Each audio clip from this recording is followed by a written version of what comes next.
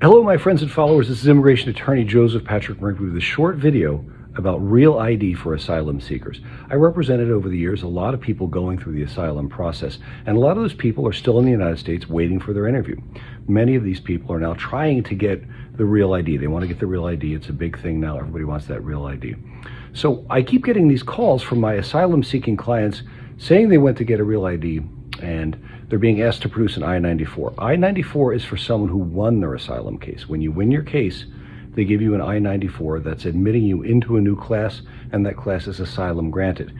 If you haven't even been interviewed yet, you would not have a new I-94. So if your asylum is still pending and they're asking you for an I-94, what this means is that the clerk is looking at the wrong category. They're looking at the category for people who have won their asylum case and you're still waiting for your interview. So you need to tell the clerk, I didn't win my asylum, I'm asylum pending. Sometimes it's called 589 pending, sometimes it's called asylum applicant. But if they're asking for an I-94 and you haven't won your asylum case, they're looking at the wrong category for what documents are needed. It can be tricky for non-citizens to get that real ID. I understand that. The good news is that you don't have to get a real ID driver's license. There are plenty of other things that qualify as real ID, including your passport and your work permit. Those things are also real IDs. There's a list of other documents here. I'm going to put it up on the screen. So here's that list of real ID compliant documents. The first one is the real ID compliant driver's license, or ID. That's the one you're all trying to get and you probably don't even need. The second one is a PIV card. Those are only issued to employees of the Department of Homeland Security.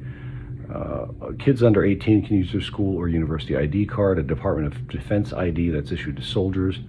An enhanced driver's license from your state. There's a couple states that issue those. A Canadian provincial driver's license or Indian identity card. Most important to most of my clients is that your work permit, the employment authorization document, your work permit is a real ID.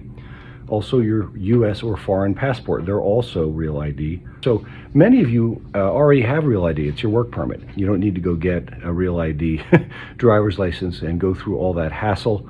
And again, if you do try and do that and they start asking you for the I-94, just tell the clerk, I think you're looking at the wrong category. That's an I-94 is for someone who's been granted asylum. I'm asylum pending. And again, that's sometimes called asylum applicant, asylum pending, or I-589 pending. You can also look through the documents that you already have.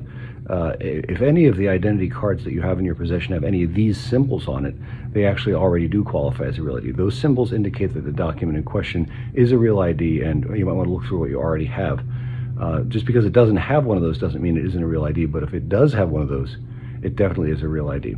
This is Joseph Patrick Murphy with some tips for asylum seekers trying to get a real ID. Thank you for watching.